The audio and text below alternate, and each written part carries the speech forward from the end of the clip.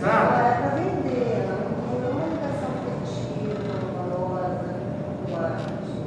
Eu acho que essa coisa do sistema que a gente tem, a coisa dos sistemas, do mercado, da estatística, do quantitativo, isso é uma coisa que está afetando não só o mercado de arte de uma forma mega, assim, super, ultra, hiper, né? E graças também ao desenvolvimento tecnológico também ajuda muito, como também sistemas educacionais, por simplesmente ensino fundamental, um pouco básico, né? Também ele é movido à estatística. Então, se não tem estatística bacana para mostrar para a mídia, a gente inventa uma, não tem problema. Então, na realidade, não é que a verdade disso todo questionamento mesmo para você curtir. É só para você vender. Mas também foi um sucesso. Sim, foi um sucesso, porque também tem o local, né? As grandes galerias vieram, Exato. o número de negócios o volume de negócios foi enorme, a gente não pode negar. Até soprou São Paulo, segundo eu ouvi. Quantos aqui foram à Arte Rio, Vera? Mara, você não foi? Jane, você não foi? Mas ao mesmo tempo, a gente, no ano passado, não sei se você se lembra, depois da Arte Rio, a Luísa Duarte escreveu uma crítica que eu achei super pertinente à falta da esfera pública, quer dizer, a falta desse patrimônio criativo. Tá? Eu estou querendo chamar a atenção a questão da criatividade, tudo.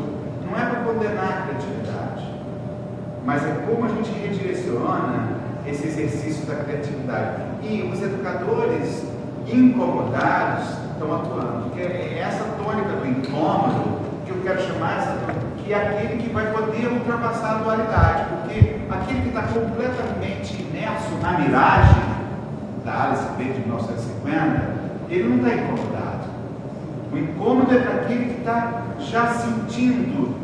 E o que significa na educação? Se você educar para pensar essa extensão do mundo e esse posicionamento crítico em relação a isso. Que dualidade a gente está se referindo? Eu estou trazendo esse pensar, que é um pensar para a gente analisar enquanto também educar. Porque a própria Alice Beg, eu estou falando isso porque é uma leitura que eu estou fazendo exatamente em relação a a miragem seria o sucesso, a cultura visual, quem estuda a cultura visual, tudo, a miragem seria esse sucesso visual. E o que eu estou trazendo em contraponto? A voz.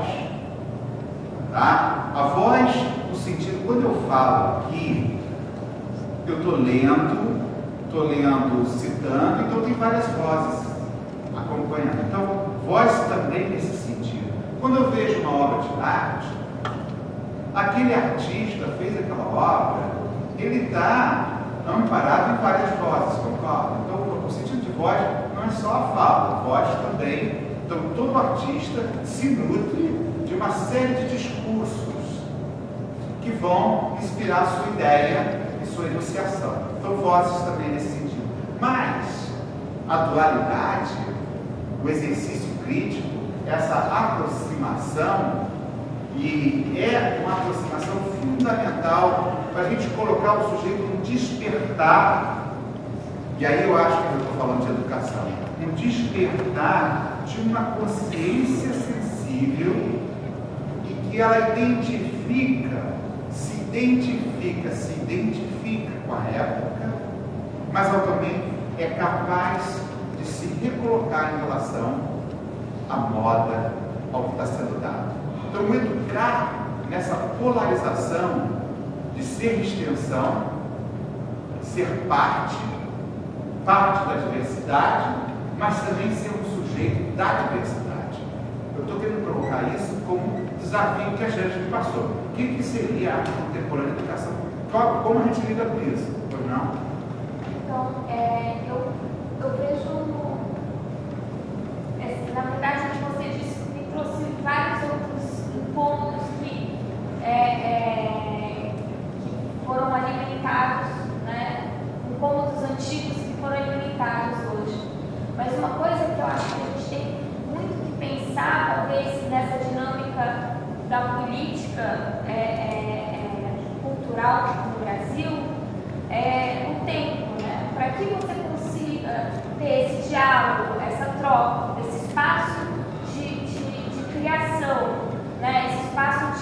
a apreensão de novos olhares, de outras vozes, você precisa de um tempo, né? Você precisa de, é isso que você estava falando, do espaço, de número de pessoas que você consegue abordar, o tempo que você precisa estar ali. E aí, quando você vai escrever um projeto para o Ministério da Cultura, onde você vai escrever um projeto super legal de programa educacional, de uma exposição, a forma de avaliação é numérica ainda. E aí você tem que dizer quantas pessoas você vai atingir ali, né? Então, se você faz um projeto educacional que realmente vai tocar um número de 200 pessoas, aquilo não interessa. Interessa você atingir 80 mil pessoas. E aí, a lógica do sistema de rodar catraca acaba sendo a mesma lógica mercantil, mesmo quando é um projeto que teoricamente não tem a finalidade mercantil, né? Então acho que a gente tem que pensar um pouco como que seria como a gente poderia se mobilizar para alterar formas de avaliação de projetos, né? Eu acho que o erro está desde a avaliação. Como você pode avaliar um projeto por números, Mas isso é interessante que, por um lado, a gente fica muito pessimista, por outro lado, você nem querer ser otimista. Mas existem transformações atingindo todos os setores. Aí eu falo como professor de produção cultural.